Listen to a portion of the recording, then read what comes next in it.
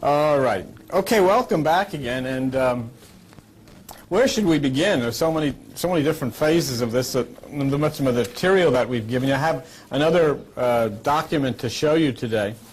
But one of the things I think that we got involved in last week, we should spend a few moments about this, because these are things that are scientific. There's nothing that we talk about here that has anything to do with religion. There's nothing that we talk about here that has anything to do with spirituality, because none of that stuff exists. It doesn't. We sometimes wonder why we have such difficult times in our lives and with our families and our health and so forth and so on. And then look at the bizarre doctrines that we follow as being the foundation of our life. I mean, I told this again last night, but I mean, if you've gone to church all of your life, you've lived and been raised with this scenario. There was two nudists in a garden talking to a snake. The snake told them where they could find some good fruit on a tree. And when they found it, there was an invisible man in the sky who got ticked off because these people were talking. So he got so ticked off for them talking to the snake that he killed his kid. Now his kid is coming back, and boy is he mad. But before his kid gets back, the invisible man's going to start a nuclear war and wipe out 1/3 of the population of the earth. But don't worry about that, because everybody that believes in his kid is going to be launched off the earth up into the sky to meet his kid coming down. And you people call those other people cults. That's the funny part. And this is it. This is your holy doctrine. You've gone to church all of your life believing this. And then you wonder why everything is screwed up. And it really is. And it's been an extremely violent and difficult time. You're not living half the time you're supposed to live. And so many of us are filled with all kinds of diseases. And basically, the reason that we are is because you have, sitting on the top of your shoulders, between your shoulders, an instrument which is a computer called brain. And that computer operates exactly as any computer that you'd find in any business, but the problem is you haven't a clue how to use it. And if you don't know how to use it, you don't know how to program it. And if you don't know how to program it, what's coming out of there is a lot of trouble, because what's going in there is not what should be going in there. And that's all life is. There is no demons in you. There is no devils in you. These things don't exist. Inside of you is electricity. There are organs inside of your head that operate on electricity. In fact, if you've noticed, as I've told you, the word angel is actually the word angle, which means electromagnetic fields that come back and are reflected through space dust and impact the earth and impact on your brain. And when they impact on your brain, they cause an arc between receptors of your brain, which cause you to think differently. And that's the arc angle. But we, instead of understanding this from electric and scientific standpoint, have put together a picture of some guy with wings on floating around with a white robe and going through clouds and even playing harps and all kinds of screwy things. And that's as far as we've gotten with it. That's what an arc, that's what an angle, that's what an angel is. Now, if you'll notice, all the angels or angles, names end in EL. Michael, Uriel, Gabriel, Raphael. Right? Well, there's another one.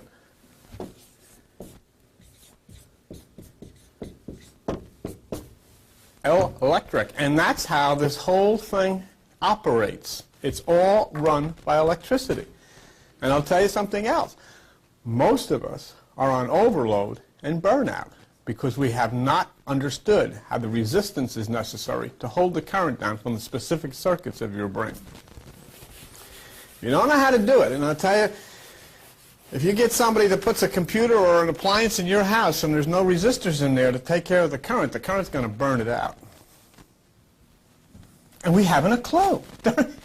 We actually have people, there are people in churches all over the world today sitting and hearing bizarre stories about devils and demons and gods and all of these crazy things. And the whole thing is simply a myth talking about a computer that's fed by electricity and is waiting to program into you the actual essence of life if we'd only start to grow up and learn how to use it.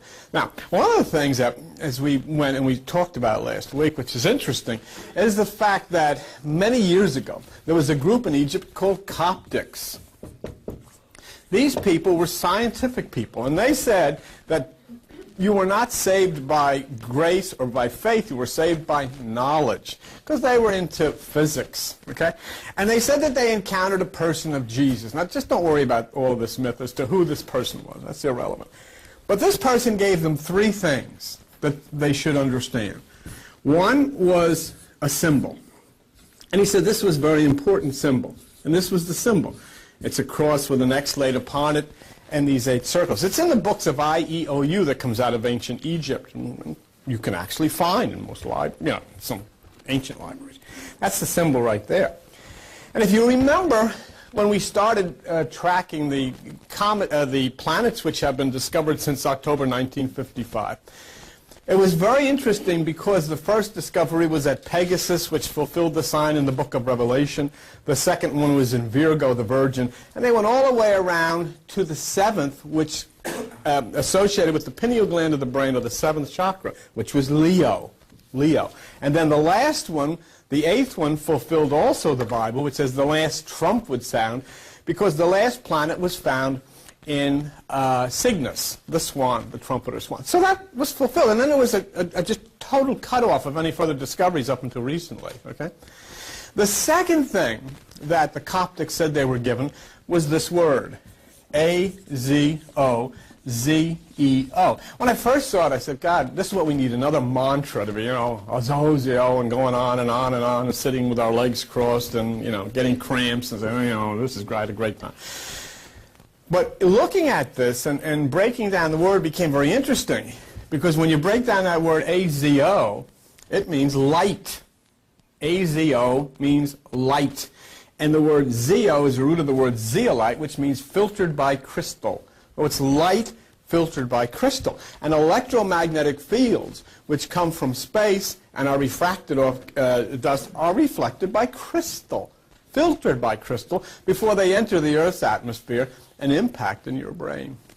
The third thing that, in the final part of the puzzle that was given to the Coptics, was the person Jesus told them, hold this in your hands, weigh this in your hands, and he gave them the number 4555. When I was looking through astronomy books and looking at galaxies and constellations and the like, one of the things that I found was curious to me was that I found a galaxy or constellation, galaxy 4565. And then I found one 4535 and 4525. So I asked Debbie to give a call over to the planetarium. And she called the planetarium at the college, and she said to the fellow over there, does the number 4555 mean anything to you? He said, yeah. She said, it does. Yeah, he says, it's a unnamed, very sharply defined galaxy with a very bright center. Wow, it's a galaxy. 4555 is a galaxy. And what then became interesting to us as we got a little further into it was the location. 4555 is a galaxy in the constellation Coma. Remember that galaxies are in constellations. Constellations are not in galaxies. It's a galaxy in the constellation Coma. And Coma is mother and child, therefore fulfilling the prophecy of Devaki and Krishna, Mary and Jesus, Isis and Horus, Buddha and Mom, and all of these kind of things. But then the second part of it is that it's in the zodiacal sign Virgo. Behold, the Lord shall give a sign, a virgin shall conceive. So we track a very, very interesting galaxy in this constellation Coma. And if not, to make the thing even more interesting, Joni Schultz downloaded this off the computer. We have a picture of it. Now, you can sit there and, we can say, well, God, could this be the location of the place from whence all of this intelligence is coming, from whence all of this instruction is coming, from whence those who are related to you live? I mean, could you be looking at a picture of this? I say, well, maybe it means something else. Well, maybe it does. But if it means 4555 is the galaxy and the location of the place that you call God, it is much, much too significant to turn your back on it and say, well, I'm not going to bother thinking about this. Because it's real. You see, I noticed one of the things here that in dealing with this type of material that we're teaching, some people can only stay so long. And some people won't come back. And the reason is this is real. There's no more room to talk about, draw this or vibrate this. Forget about all of that stuff. The point now gets to this is reality. This is electromagnetism. This is the operation of the human brain. And I mean, in order to make this work, you have a responsibility. It's no longer, sitting around talking about things and so forth and so on. One of the important points also that were connected with this is that after you held this sign and you found this sign in your meditation, you said a Zozio and you held 45-55, is that you would meet somebody in your consciousness. And you would meet a person. And the person's name is Samael. Samael is the name of the person. Okay? Samael. Notice also that, if you will, the L on the end of this, part of the electric, part of the angel, angle, and all of that kind of business. So we look then to determine, well, the first thing that I do when I see words or names is look to try to break down the meaning of words. And if you look on the material of the stuff that you have, and those of you that are watching have a lot of this stuff too, and if you look on page 60, you'll see something interesting about Samael, all right? And if you look at S-A-M-A, and it's right there on page 60, just below the first paragraph, S-A-M-A from the ancient Sulu, which means current. Okay? Sama means current. Okay? And involved with current, of course, is resistance. This is electrical current that flows through the brain and opens up passages. Okay? Now, I showed you last week this ancient wheel with Samael, and Samael, now listen very carefully what I'm telling you. Samael equates with this lovely character that your religions have created to scare the hell out of you, called the devil or Satan. Okay. Samael, same thing. The opposer, all right? Now, let's think for a minute about the devil or Satan, okay? The devil or Satan in the context of reality cannot exist until something happens. If I decide I'm going to think about robbing a bank, and I think about robbing the bank, and I drive down and I look at the bank, there's no evil has occurred at all, has it? No money has gone out of the bank, nobody's robbed the bank, I just thought about it. If I rob the bank, the devil has occurred. Not if I thought about robbing the bank. If I rob the bank, the devil has occurred.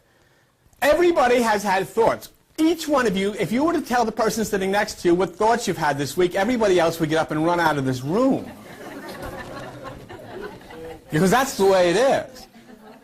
That's the normal way things are. And yet all of us smile. We have Bibles under our arms. We walk into church. How do you do? Praise the Lord. All that stuff. And yet during the week we've been in this bizarre escapade within our ears and in our heads. All of these wild things go. Well, see, that's the way it is, because as long as you live with other people, your mind is going to be susceptible to all of the thoughts and all of the things that go on around you. So that's perfectly normal. There's nothing wrong with that.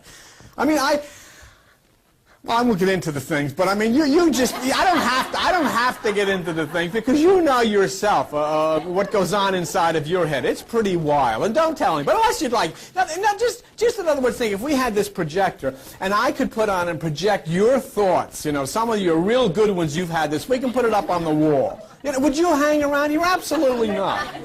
I'm out of here. Gee. Okay. So thoughts then in and of themselves. Now that's the reason, while in the Adam and Eve story, the two nudists who are talking to the snake actually is a symbol of the spine. Eve is the mind, and Adam represents the physical part. And so what happens? When Eve eats the fruit, there's no problem, is there? No problem. Nothing wrong. Because it's just a thought. There's no devil. But when Adam eats it, all hell breaks loose. Right? Because now the deed has been acted out. What I'm trying to show you is that in essence what you have is a neutral energy inside of you called current. Current. Electrical current. And the current feeds the resistor, the current feeds the circuit, which is the brain. The problem with it is you've never been instructed to the fact that the circuits of your brain must have resistance. You never knew that. And so the current is flowing unchecked into your brain without resistance. And if you do that to any kind of the appliances in your house, they blow up and they explode and they burn out, and that's the end of them. And many of that happens to us too. People blow up, they explode, they burn out. Many times you're on overload, overheated, fired up. All of these things occur because you don't understand that your brain cannot operate with resistance. So it's not the current, Samael, that's the devil. It's what happens when the current is fed into the circuits of the brain unchecked. And what is resistance?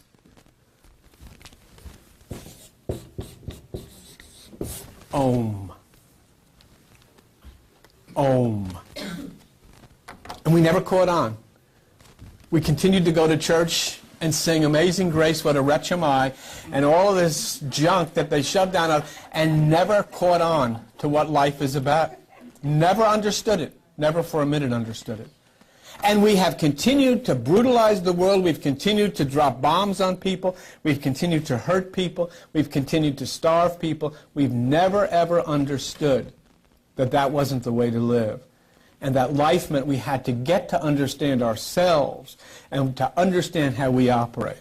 So this Samael then blocks your path. And 4555, as I told you, that galaxy, which it says in the Bible, the Lord shall give you a sign, a virgin shall conceive. Okay? All right. Now, here we are to the point where we've reached this separation inside of ourselves through meditation. Let me show you why, and you can sit here, and people who have been here the first time, people that don't understand, and people that say, oh, that's strange. They sit in a dark room, and they hear these sounds that come through the speakers, and they have meditation. And what's the sense of that? What's the purpose of that? You know, that sounds like a cult to me. Well, let me show you where our documentation, if you have one of these things, if you'll open it up to page 46, let me show you why we do this and why it's necessary to do this. Okay? We do it because, for instance, here on page 46 is a document that comes from the University of Massachusetts. The University of Massachusetts Medical Center, Dr. Ann Messiaen's Psychiatry Department, and she says that the reason that you should meditate is because meditation is a more effective method of melatonin production. You do not produce melatonin until you're in a pitch black room, because the pineal gland doesn't open until it's in a pitch black room. Melatonin production. And here's the University of Western Ontario finding increases in melatonin after a single meditation session. So what do you need melatonin for, you say? You know, what's the purpose of that? Well, if you turn over to page 47, you'll see, for instance, that the pineal gland regulates the circadian rhythm of your body, the time clock of your body. If you go to page 48, you'll find out a melatonin in cancer. Melatonin has been shown to inhibit the growth and metastasis of tumors in experimental animals. Patients who have breast cancer have lower levels of melatonin in their blood. It has a stimulatory effect on the immune system. Let me ask you a question. How many times have you ever tried to stimulate the activity of melatonin, the pineal gland of your brain? Probably you've never. Some of you have never, ever done it because you hadn't a clue, because you went to church. Look at page 48, the bottom. Stress. Environmental stresses affects pineal gland and function, impacting body alertness. Page 49, multiple sclerosis. And where is this coming from? The Albert Einstein College of Medicine, Montefiore Medical Center, Bronx, New York. The last line, melatonin is cyclical. It is proposed that the pineal gland may be the prime mover underlying the spontaneous exacerbations and remissions in multiple sclerosis. So you're just starting to find out how your body works. The aging, at the bottom, the very last line, pineal melatonin may be a natural anti-aging hormone. Page 50, the immune system from the Department of Medical Biochemistry, University of Seville, Spain. It talks here about the protection of the immune system. There are interactions between the pineal gland and the immune system. The University of Thrace in Alexandroupolis, Greece, there is a connection between healing of Parkinson's disease and melatonin. So you get sick, or people have been desperately sick. Would you ever think of, oh, well, I'm not going to tell them to meditate. Why? Because you don't understand the impact that melatonin in the pineal gland has on disease. Because nobody told you. Because you spent your life going to church. And you missed it. And so now we go through this point. We've reached all the way from the point of the temple. We reach up to the point of the crucifixion. We reach up to the point of the resurrection. And we reach to the point where here Jesus, at the point of the resurrection, says, wait for me in Galilee. And we look up the word Galilee, and we find in the stuff that we have here that the word Galilee means circuit. What's being said? That the energy that has resurrected within you as a result of your meditation is now moving through the circuit of your brain. When I said it last night, people looked at me and they couldn't believe such a thing. But in order to prove it, I took it out of the Christian dictionary. So look at page 56 here in the material that I gave you. And on page 56 in the material that I gave you, what does it say? It says right about halfway down, before you go into Galilee, there shall you see him. Where shall you see him? You shall see him in Galilee. Right? Page 56. Look over to the right. The word Galilee, what does it mean? It means circuit. What is your brain? Your brain is a circuit. It's an electrical circuit. And that's where you'll see him. And so we wait in this place. We wait in this place to see. And then last week I told you of this very strange thing that occurred in the book of Daniel, in Daniel chapter 5, verse 5, which is on page 728. A hand came down without an arm attached to it. Remember? And the hand started writing. And the hand, according to the book of Daniel, Daniel chapter 5, verse 5, wrote by the candlestick at the plaster. And the candlestick is your spine. And remember we looked up the word plaster? And the word plaster is made up of lime. And remember in looking up and understanding the pineal gland of the brain is made of lime. And so we have here at the point of the spine, at the pineal gland, this hand wrote on the wall. And it wrote this word, mene. Mene. And I never saw that. I've read about it. But somebody here saw it, Rich. And he found it. And it's interesting because he finds things. He has an ability to find things, I was telling the people last night, I said, when you talk about the circuits of the brain and you talk about the brain as a computer, a computer is loaded with things called gates. And that's where they're logic circuits, and they're called gates. Your brain has 12 gates. Why does it have 12 gates? Because there's 12 signs of the zodiac. There's 12 constellations in the ecliptic. It's all set for you. There you have it. It's just absolutely amazing to me that people have the most significant computer, the thing that can take them to the universe and beyond, and they never even tried to turn it on. Never even bothered with it. Because they've never paid attention to all of the instructions that come out. So we have gates. And so when you look at a computer, and you know about the gates in the computer, and then you say, who is the most powerful man in computers in the world? And what's his name? Gates.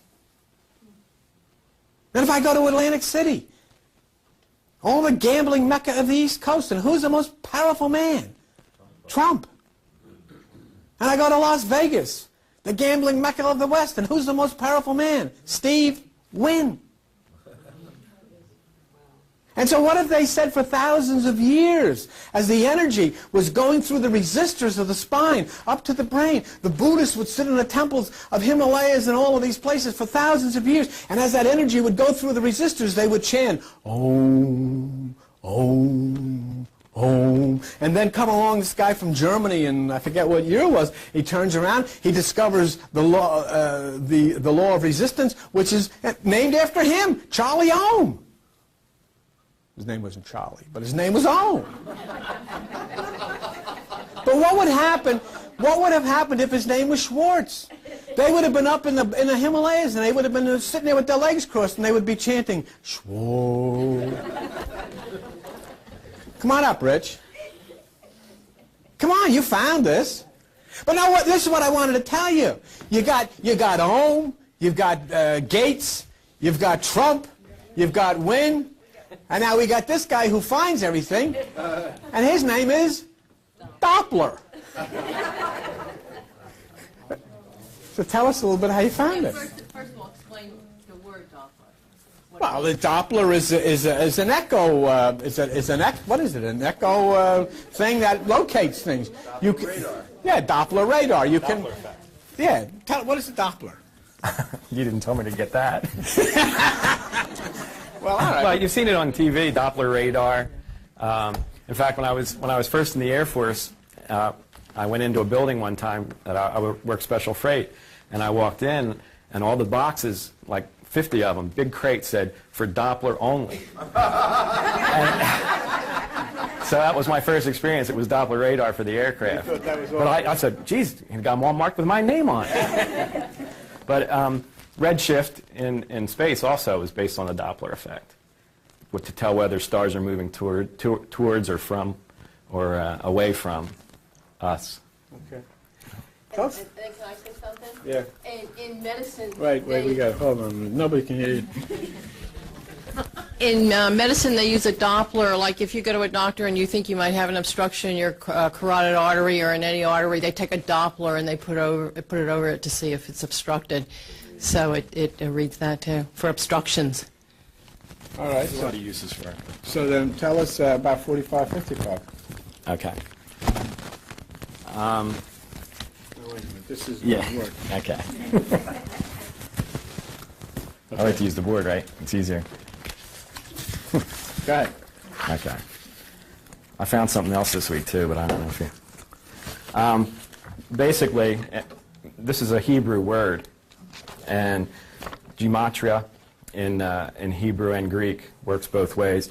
The Hebrew and Greek both work out the same, but basically, M has a value of 40, E has a value of 5, and N has a value of 50. And it's 45, 55 if you just speak it, okay?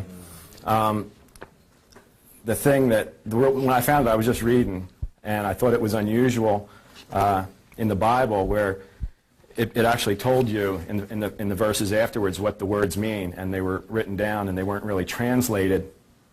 When they were translated, it wasn't written that way. It was kept in the original. The other thing that I found, and I don't know if you want me to go into this. Go ahead. All right. In geometry, you add these numbers together, okay? And when you do that, it equals 100, which equals 1, because you do away with the zeros. You can add or subtract zeros to numbers very frequently. Bill has often drawn, can I erase some of this for a second? Absolutely. Go ahead. We've seen this symbol a lot with the dot in it, okay? And that equals 1 on the cubit measurement for the royal cubits. There's 28 divisions in the Egyptian cubit.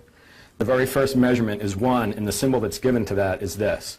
So it does equal 1. The other thing I found after that was the original symbol for theta that we see like this in Greek. This is the original symbol for theta, okay? And it evolved over the years into this theta. Then Bill said, well, what, Tuesday night, he said, well, what relation does that have to the brain? Anything? And I said, nah, I don't think so. So then Wednesday night I went home, and what I discovered was Pythagoras, when he used this symbol for geometry, if he gave the circumference a measurement of 1,000, doesn't matter if it's 1,000 apples, 1,000 oranges, 1,000 inches, the diameter comes up to 318. Okay? Now in Greek, the word theta is spelled theta, H-T-A. That's how you spell theta. When you give the values again from gematria, 9, 8, 300, and 1 is 318, which is the diameter of a circle. And there's an old saying in Hermetic saying, God is a sphere. God is a sphere whose whole circumference is nowhere, but whose center is everywhere. Kind of ties into quantum a little bit if you ever get into that. The other thing is, this was related to the sun. This is the symbol of Ra, the sun god. And the Greek word for sun is helios, which in Greek is written H, lambda, I, O, sigma. And the values are 8, 30, 10, 70, 200 equals 318. Okay? Now, then I said 318, 318, 318. I waited another day, and I said, all right, keep going? Yeah, All right. And I said, well, what does 318 have to do with anything other than Helios, theta? And I said, theta, theta, theta.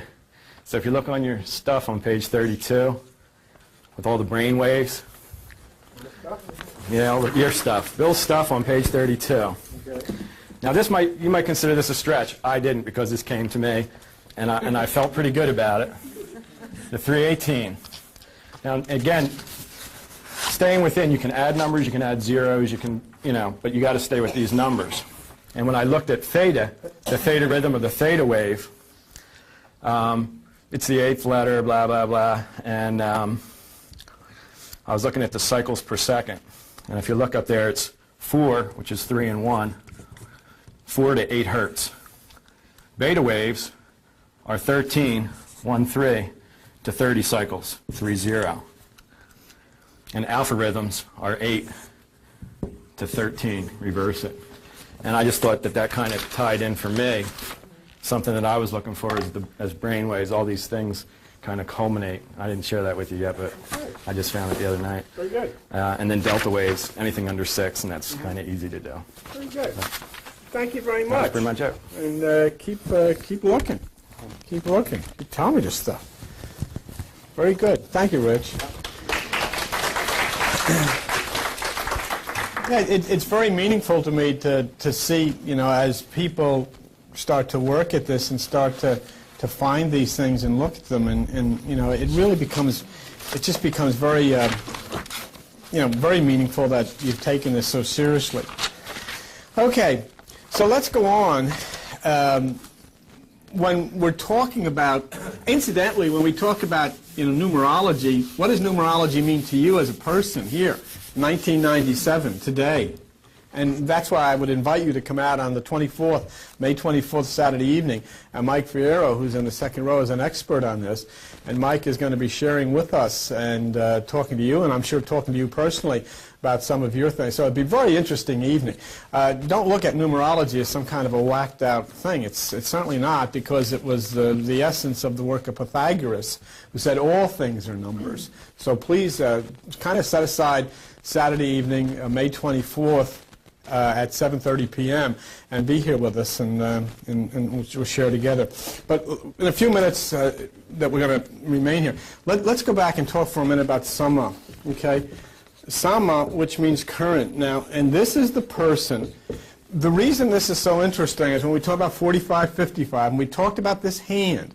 Now, this hand that came down and wrote on the board in Daniel chapter 5, verse 5. Remember, it never happened. Remember, a hand never came down and wrote on any board. Remember, this is mythology. And this is being given to you. And that's what makes it so significant that 45-55 is there. There was an intent here, okay? But this Sama, which equates by the ancient people to the devil, which means current, or to Satan, which means current, okay? And if you look on page 60, which I'd like you to do for just a moment, of the material, or the stuff that you got on page 60, and you look at that word current, okay? And then look at impedance, right under current. It says impedance, electricity, the measure of the degree to which an electric circuit resists electric current flow, expressed in ohms. This is basically the answer to so much of our search. Because what we're talking about here is, how does your brain work? What is required of it? What is required of the circuit, which is the brain? So in essence, we're being instructed how to resist the surging current. How to resist the surging current. The circuit resists the current, and the current is expressed in ohm. The circuit resists the current, and it's expressed in ohm. And this is everything that is involved in every bit of religious experience you've ever had. There has nothing happened in your life that has not happened as the result of electricity causing current to flow through the circuits of your brain. The devil or Satan is simply a form of electric current which must be resisted by the circuit of your brain. Because when the current is not resisted, you have an overload. You have a burnout. And the burnout that you recognize is stress, breakdowns, strokes, disease. All of these types of things happen because there is no resistance to the current that is flowing into the circuits of the brain. Why? Because we never paid any attention to this. We were taken away from understanding ourselves the way God tried to instruct us and put into these churches, and we study bizarre things about devils and demons and all of this stuff and gods and things, and taken completely away from the reality of the fact that within us is a circuit. The circuit is run by a current. The current must be resisted. It's not that there's anything wrong with the current. The current is an absolute necessity. That's why God creates the devil as well as the good thing. The current is absolutely necessary. But you can't allow it to go in unchecked or it's going to cause you problems. And you wonder, why do I feel the way I do? Why did this happen? And my husband is this, or my wife is this. But you remember, your husband or your wife also does not know about the resistance necessary to be in operation and the realm of the current that flows into the brain. So they've been on overload all of their lives. Most of us are 30 years old, 40 years old, 60, 20 years old, whatever it is, and all of our lives, our brains, our computers have been on overload. They're not functioning properly. So then you'll start saying, why do I think these things? Because your brain isn't functioning properly. And the reason it's not functioning properly is because you have not been putting the resistors where they should be so that the brain can have just enough current so that it can work right. If you look on page 56, please, and if you look on page 56 of the material that you were given, you'll see something that's, and remember, everything that you're looking at is documented scientifically. All of this is scientific documentation. Okay, but if you look on page 56, you see, that should be, where is Orgate on page 56? Yes. Halfway down it says, Matthew 28:2, there was a stone, the electromagnetic field rolls the stone away from the fornix. The angle causes the arc in the brain receptors. In Egypt, the pyramid was open to an angle of Orion, the gate of God, the OR gate, which is a computer logic circuit. And then it defines a logic circuit, a computer switching circuit that performs problem-solving functions. What problem do you have? You say, well, geez, where do I start? I get all kinds of problems. And you find, why can't I solve these problems? Because the switch isn't opening. The switch isn't functioning. Wonder if you have in the circuit of it, say you've got this big family problem. What am I going to do? What am I going to do with the kid? What am I going to do with my husband? What am I going to do with my wife? And here's the switch. Now, in order for you, here's the understanding. This will bail you out of the problem. This will bring the money that you need. But there's a switch that's closed, okay? And that in order for you to understand, the switch has got to be open. But there's no current to open the switch. The right amount of current is not coming into the brain to open the switch. And so you're never going to be able to figure this out. And the reason is there's no resistance. And so this circuit is operating on overload. It's not working properly. If you go into a computer, I go into a computer and I put all of the stuff in the computer and I put print and the computer says, bah, bah, bah, nah, not enough memory, not enough memory. I don't get anything. And I get frustrated. And I'm frustrated and the computer's frustrated because what the heck? I spent all of this money and you can't do this. Why didn't this stupid fool that sold me this thing tell me it doesn't have enough in here so that it knows to do this? But it didn't. Why? In other words, the IBM guy that sold me this said, it's up to you to put the amount of RAM into that so that you have to increase the RAM. And you know what happened when you were born? God said, it's up to you to pay attention to this thing and put the RAM and put the resistance in there that's required. Not me. I'm not going to do it for you. You do it. And what did you do? Do you know, do you have any idea that in the middle of a computer, in the point of memory, is a thing called RAM? Yep. Do you know that? Well, you look at page 16. Will you look at page 16? On page 16b, in the middle of your brain, is a thing called Amon's horn. Amon's horn.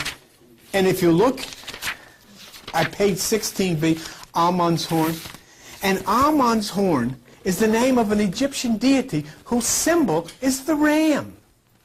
In the middle of your brain, you have a structure called RAM. In the middle of a computer is a structure called RAM. And they are both in the part of the brain responsible for memory. And so what do? Are you working on it? No, you go to church. And then you wonder.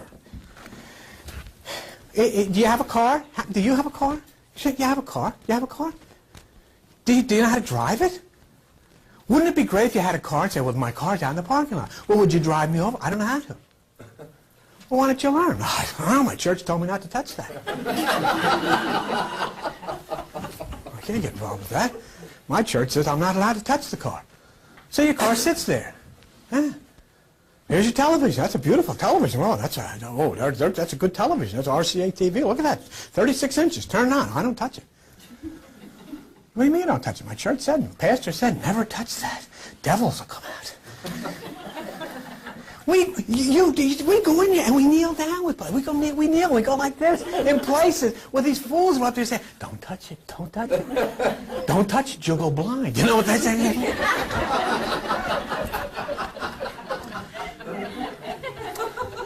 Same thing. Same thing. And so all I'm asking you to do is say, do you care about your health? Do you care about your body? Do you care about your mind? Start treating your mind and your brain as an adult. And start considering the fact that as an adult, you have a responsibility to learn how to operate the computer that you have between your ears. You have missed 90% of life because you've only used 10% of your brain. And you're being instructed how to use this, you see? And so we found here that the gate which is closed, that gate is in the circuits of the brain, and Jesus says that at the part of the resurrection that he's going into Galilee, which means circuit. And look how important this is. How important is that word circuit? Look on page 57. And look how important this is. We're just about out of here, so just bear a couple more minutes and you're gone. But if you look at the important derivatives of the word circuit, EI on page 57, you go down through January, Janus, from Archway, Ionis, the god of doors. Look at that, Rich. You see that? The god of doors. And then you get to Hinayana and Mahayana, which is the Sanskrit, in Buddhism, the mode, the knowledge, the way. And Jesus said, the way is narrow, and few there be who find it. The way is narrow, and few there be who find it. Because I'll tell you something.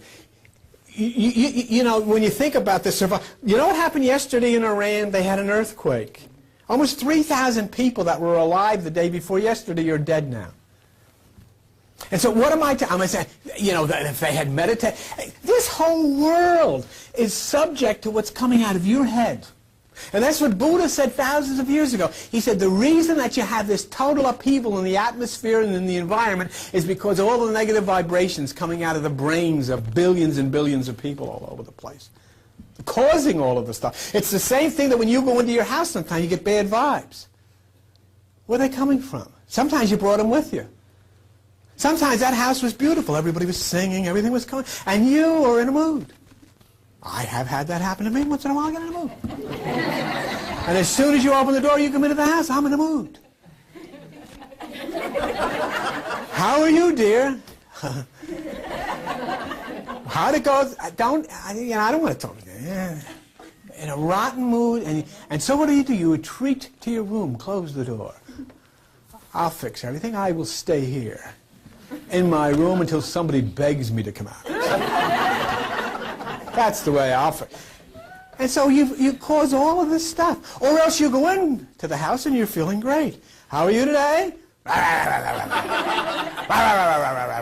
And you can feel the vibes all over the place. So you create these vibes. Now, if you can create bad vibes in your house, and you can. What do you think happens when we got billions of people on the planet Earth with there's nothing more than a pimple on the rear end of the Milky Way? Billions of people having bad vibes. What's happened? The Earth is puking. What is this? Everybody's freaking out. Why? Because everybody's brain is on overload. Nobody knows. No, it's not what, nobody's got a reason. God's sitting up there. There's nobody down here with a resistor. The whole thing is burnout. They're all nuts. And they said to Jesus, go back, a second coming. He said, you're crazy. I'm not going down there. I'm going down there. Last time was nails. Now they have missiles. I'm not going down there.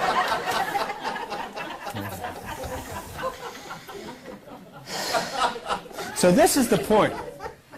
This is the point. The current must be. Give me 10 more minutes. We out here at 12:30. That'd be happy with you? Okay. All right. The current must be resisted. If the current is resisted, then the proper amount of current will go in here and it will operate properly, and brain cells at the right hemisphere will start operating that hitherto have not operated. Resistance is the key here. Okay? And here is now why. Let's look one more time so we understand it. Can you feel on top of your shoulders? Is there a round thing up on top of here? Okay, that's a head. Inside of the head is a brain. That brain is a computer. Okay, as you've seen here, that brain is electrical circuitry. Okay, if your brain is electrical circuitry, if that circuitry is operated by current, then it must have resistance. It's the same as any other computer, and so you have to treat it exactly the same. You have to understand the circuits, you have to understand the current, and you have to understand the resistance. It is no different than that, okay? Now, if you look, please, on page 57, which you've had open, I've got a quote from the encyclopedia right in the middle there. And it says, the brain works somewhat like both a computer and a chemical factory. Brain cells produce electrical signals and send them from cell to cell along pathways called circuits. All right? Along pathways called circuits. So then Samael is the current that must be resisted by the circuit. And what does it say in James chapter 4 and verse 7? Look on page 989 of your Bible. And it says on James chapter 4 verse 7. And it sums up what you've got to do. All right? It says, resist the devil and he'll flee. See? So what do we do? What do you do? What do they do in church? You know what they say in church? Devil, I rebuke you. All right, this is what I want you to do. Sit in front of your computer, or let's go sit in front of this electric light. I rebuke you. And the light's going to say, I rebuke you too. And it's going to, and if it's time to burn out, it burns out. And when it burns out, you stand here, I lay hands on this thing in the name of Jesus. So what? It's not going to go on anyhow until you put a bulb into it. You got to screw it in. No matter what you do, you got to screw the bulb. So the point being, you cannot treat your brain any differently than you treat an electrical appliance. It has to have proper current, proper voltage, proper resistance. The circuits have to operate properly. And if you're going to neglect it, and I would ask you, before you come into this room, how many of you ever even knew that you had a circuit in your brain? How many knew you had any current in your brain? How many knew that you needed resistance? How many even paid attention? And how long have you been working on overload? And then you wonder, Jesus, why am I screwed up? Well, it's the same reason, because you haven't been taking care of yourself. You take care of your foot if it hurts. You take care of your stomach. You take care of your teeth. But the most critical thing that you have, the brain, you haven't a clue. And the reason that you haven't a clue is because you've been submitting yourself to all of these crazy people in robes with stained glass on the wall saying, stay with us, stay with us, stay with us, pass the basket, give us your money, listen, let us read the Bible together, and then you'll get a rich reward after you're dead. Sounds good to me. And you know, the point is, we keep coming back. Tell me more. Because you know what? Everybody knows one thing. Everybody dies. But have you ever seen one person in 3,000 years come back after they've died and said, this really works? Nobody. Not one person has showed up and said, you know, I'm glad I gave that money because I got a place. I got a mansion on a hill in heaven. I got nothing. Well, I'm dead. All right. So why is this necessary? We're done, okay? In something such as a computer, you can only have so much current going in or you're going to burn it out. If you have too much, you burn the circuit. You've heard of people burning out too much. Then you read about resistance. So how do you do this? And this is where we'll end. How specifically do you do this? Let me put a word on the board.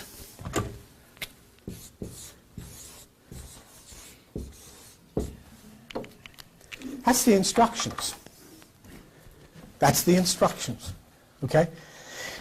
Look at page 60, the material that I just gave you, or we got last week, or whenever you got it. Look at page 60. And on page 60, look at the word yoga. You see it in the middle of the page? Yoga. See what the word means? What's it mean? Yoke, doesn't it? All right? Now open the Bible to page 787. Page 787. Okay? Matthew chapter 11, verse 29. And what does Jesus say?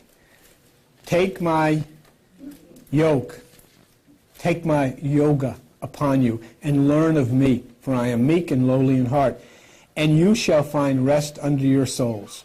For my yoke is easy, my burden is light. My yoga, take my yoga. How do I take your yoga? Practice the single eye. Take no thought. Seek within yourself for the kingdom. Take my yoga upon you, and you shall find rest for your soul. Something that most people have never found the whole time they've been alive. You'll find rest for your soul. See? It's meditation. It fixes the mind on the object of knowledge. See right below there? Profound contemplation. And what is profound contemplation? Who is the one that you must resist? Samael. And he is the one that will resist you. And so then what is profound contemplation? What is profound meditation? Samadhi. See it? Do you see it? See it? The perfect absorption of thought in the object, its union and identification. So it is samadhi which overcomes Samael. It is the key. It is the symbol of 8. It is the zogio. It is 4555. But we, as it says, let's just finish these two paragraphs and then that's it. Blavatsky, Helena Blavatsky put it this way. Fantasy. And you know what each one of us has taken instead of understanding this? We've taken fantasy. We've lived a fantasy. When you go to church, it's like going to Disneyland. There's somebody playing an organ. And there people get up with robes on, and they have lights, and they have candles, and all of these things. And it's nice. And there's not, it's really pretty, especially at Christmas Eve, And all of these things are nice. But they don't change the circuitry of your brain. They don't change the current of your brain. They don't apply the resistance to the current, which is burning you up. They don't do that. And so Blavatsky put it this way, fantasy is an impediment, you can read it here, to our intellectual conceptions. And when we are agitated by the inspiring influences of divinity, if the fantasy intervenes, the enthusiastic energy ceases. For enthusiasm and fantasy are contrary to each other. And if you look up the fantasism, it's something seen but no physical reality. It's religion. It's emotionalism. It's feeling. It's the things that so many people seek for. Yet it's the very thing that will oppose our union with God. And the very last thing, fantasy, the very last bottom of the page. The creative, unrestrained fancy. Something that's such an invention that it is a creation of fantasy. Fiction characterized by a highly fanciful or supernatural elements. Fiction. And our whole life has been consumed in the fiction of religion.